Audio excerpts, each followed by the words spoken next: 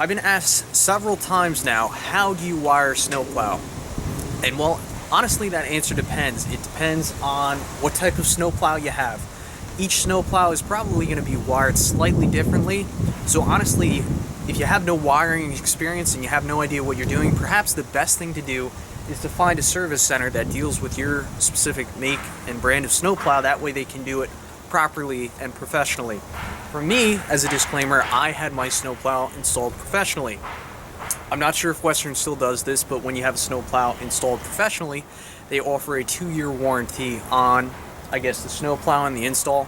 However, when you just take the snowplow whole, you save the install cost. However, I think you void that 2-year warranty, if I'm correct there. So with that being said, I can still give you some insight. So the first thing that you're going to want to do is look up the make and model of your snowplow. And then from there, you want to go to the manufacturer's website and try and find a wiring schematic. And from there, that should give you a basic understanding of how the snowplow should be wired and what needs to be hooked up to where. So that's honestly the best advice that I can give you. So for the rest of this video, I'm going to pop the hood on my truck. I'm going to break out the wiring schematic for my snowplow, which this is a Western HTS snowplow, and I'll show you how my snowplow is wired, and hopefully that can help you out. Okay, so if you want to wire up your snowplow, the first thing you need to do is look up the make and model of your snowplow and then do a simple Google search for that specific snowplow's wiring diagram.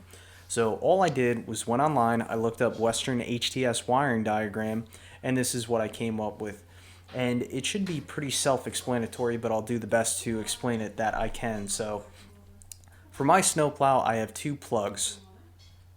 This plug right here comes directly off the battery terminals, and there is no fuse on this line. This is the main feed, or the main power supply to the hydraulic pump.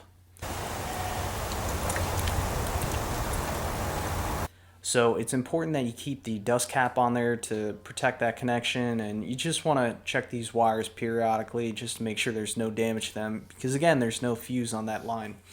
And the other connector, that goes to your lights, your turn signals, it tells the pump when to come on, so on and so forth.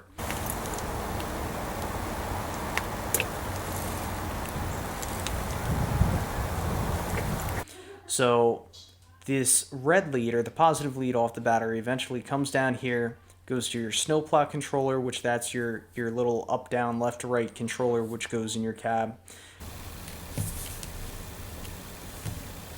And this feeds over here. Now, what you'll see in this diagram is these symbolize your vehicle's headlights as well as your park and turn lights, clearly, as it's labeled. So with my wiring harness, what happens is there is a connector that goes to the vehicle's headlights and then the plug that feeds the headlights. So this is basically like a jumper. And it also looks like there's a lead that, just taps into your park and turn lights. So there's this jumper on the passenger side and a jumper on the driver's side. And these jumpers feed back into what's called the isolation module.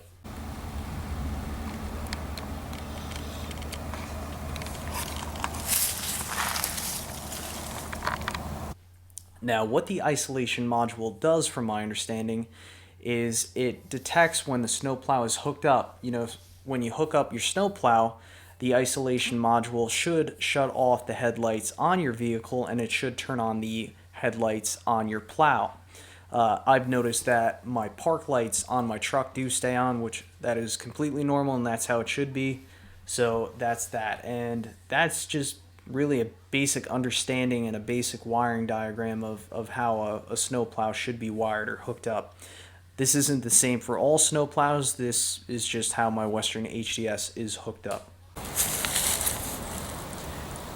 Thanks for watching, guys. As always, if you found this video informative, helpful, or just plain enjoyable, I'd appreciate you hitting that thumbs up button and subscribe